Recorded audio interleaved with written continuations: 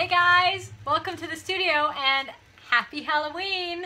I'm bringing you a special Halloween edition of my In the Studio video, and today I'm going to be sharing with you how to do some inlay technique, often called Mishima, but my version uses wax, so it's not really the traditional way, so we sometimes call it Jesshima because I'm not the first one to do it, but I needed a name to call it, and that's what happened. So what is this inlay technique I'm talking about? What does it look like? Well, let me show you. Here's a finished piece. So it is an inlay where I get a line that I then hand color with Underglaze. Now you don't have to color it. You can leave yours just the line. Here it is with the line. So you can see. Isn't that awesome? So you can basically draw anything. Like anything you could draw on paper, you can draw on a pot. And that is the wonderful part about this technique. You can get a really solid, good line, lots of detail, with just a few strokes of a carving tool. I like to use a needle tool to do my carving. You can use a little hook and loop tool, like a little tiny loop tool. Hook and loop? That's not right. Hook and loop's not right. Forget that. Loop tool, not hook and loop. This isn't Velcro. Come on. All right, so needle tool is the best tool for the job. Also for this, I like to use a stiff bristle brush for wiping away crumbs. You'll need a damp sponge, a clean bucket of water, wax, preferably to wax your pot. I like to use Mr. Mark's Wax On from the ceramic shop. It's my favorite. And you'll need something to apply the wax with. I like to use these inexpensive little foam brushes. You could use a nicer brush, just treat it with some kind of soap before so it doesn't get ruined, because this wax resist is not so great on your brushes. So I use the foam ones because they're disposable, so that works for me. And of course, the most important thing is you'll need a pot. And then when you get to color your inlay, because you don't have to only do black line, you could do red, blue, whatever color you like, you'll need something for that, which could be a slip, it could be an underglaze, your choice. There's really so many choices. All right, so we're gonna start with a pot. Now, I have some pictures that I threw the other day, and I'm just gonna apply the wax to the whole surface. So using my foam, using my little foamy disposable brush, I am just gonna apply the wax in a nice even coat on the whole surface. And I will do this up under the rim, and I'll actually also do it down inside the pot. Now, why would you put it inside the pot? You're not carving in there, are you? No, but when you are putting the slip-on or the underglaze, what often happens is some of it smears and gets on your fingers, and if you put your hand on the rim of the pot, which you will do, you will smear it onto the rim, and now you've got this underglaze in your pot that, if you don't wipe away, will fire through, and there you go, you've got something you did not want. So I always put a bit of it on the inside of the rim, just a little bit, you know, a couple inches down, and is fine, just as a precaution. Now I'm going to share a little trick. When you're waxing something that has handles like this does, you know, you have these little spots, like right in here. That's really, really hard to get to. So what I do is I'll blob it on with the brush, and this is my high-tech technique. I blow it. I blow the wax into the hole. So now the wax has been blown in there. It's not gobby, it's nice and smooth, and it's covering all of that. And I also use that when I'm going on the inside of the handle down here. So let me show you. I'll put a blob on, and then I blew. So if you can see in there, I actually waxed the whole thing. Pretty cool, huh? And I'll do this all the way around. So I will continue blobbing and blowing until I get the whole inside of the handle covered in wax. And I also do the interior of the handle and the sides and the top. I do the whole thing. Basically the whole pot, even the bottom.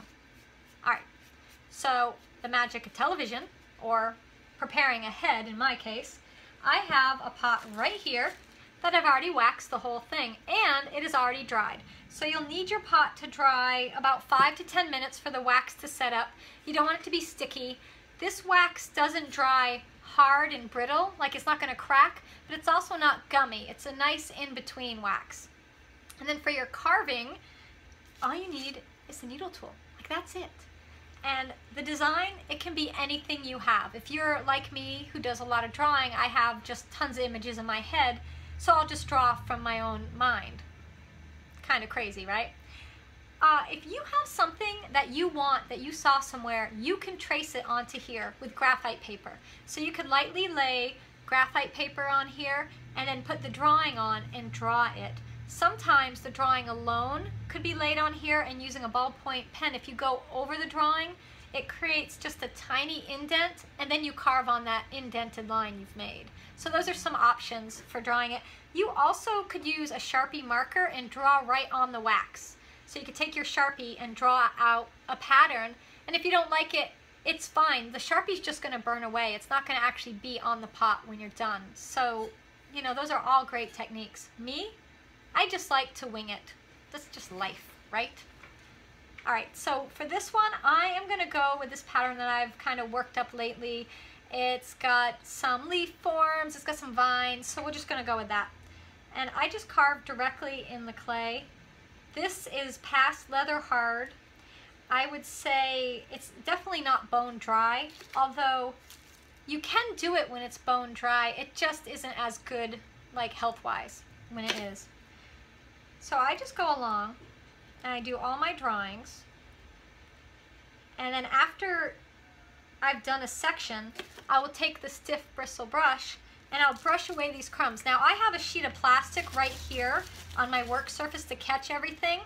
You can also use, if you want, let me pick it up, you can also use a bowl of water that you can brush your crumbs into so that you don't have to worry about dust or anything, which is a really good idea.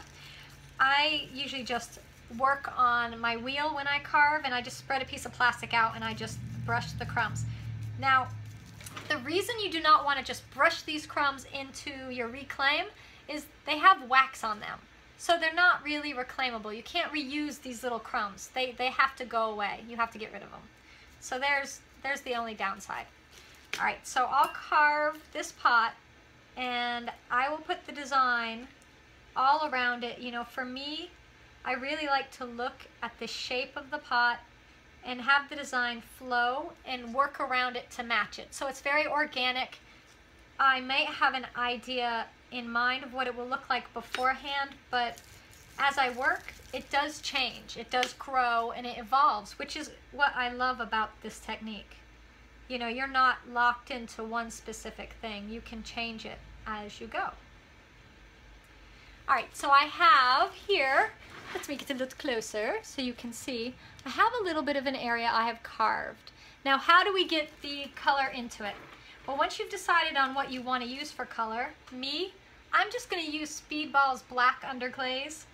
I love Speedball's underglaze, but you can use anybody's out there. And I'm just using a sumi brush, which already has black underglaze all over it because I'm using it. And I sometimes will, if the underglaze is too thick, you want to thin it down with a bit of water. To the consistency of heavy cream, really, is what you want. And you take this, dip it in whatever you're putting on. You can use slip as well. And you just brush it in. Now the reason I wax first is it will actually do what the name says. It will resist this material, the underglaze. And what happens is the clay actually pulls the underglaze in, so it's actually sucking it in to the clay surface and making my line. All right, so once I have that in there really well, we have to take off the deer glove. I forgot. All right, take a clean, damp sponge. You know, have a bowl of clean water nearby. Wring it out really well. This is magic time now. This is my favorite part. All right, ready? And then you just wipe across the surface. And there's my design. So this is a simple design, and it's the start of one. It'll get more complex as I go along, and I add tendrils and everything. But I will do this on the whole pot. I'll even do this on the bottom to sign it. And here's one I did a tiny bit earlier, so you can see the inlay on it. So I carved similar starting point, and then I carved all the way around. I will say that I do all my carving first, then I do the wiping. So you carve the whole pot, and then of course sign the bottom. I sign the bottom. You sign it however you want.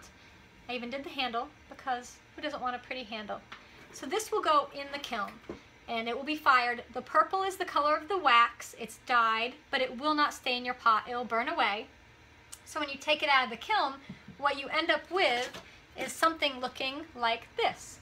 So here's a bowl that just has to have its color added, but you can see how sharp that line work is and how crisp that is.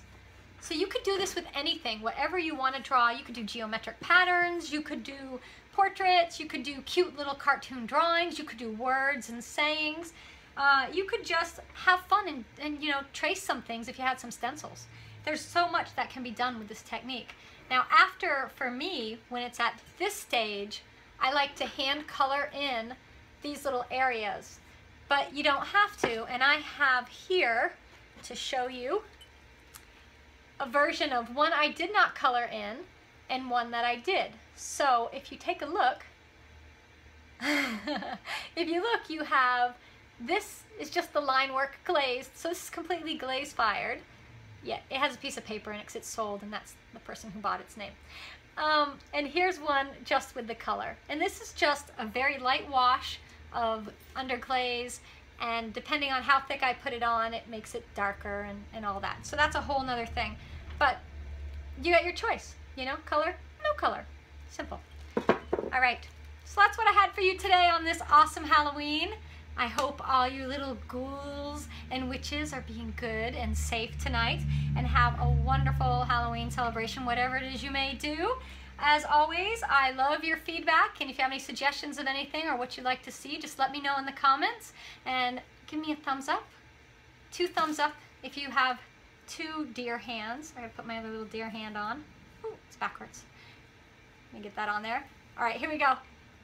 2 thumbs up right there. So give me a thumbs up, give me a comment, and if you don't subscribe to me yet, do so.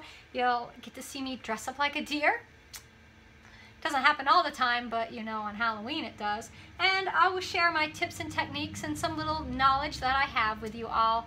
As always, thanks for joining me in the studio, and I will see you next time. Bye guys.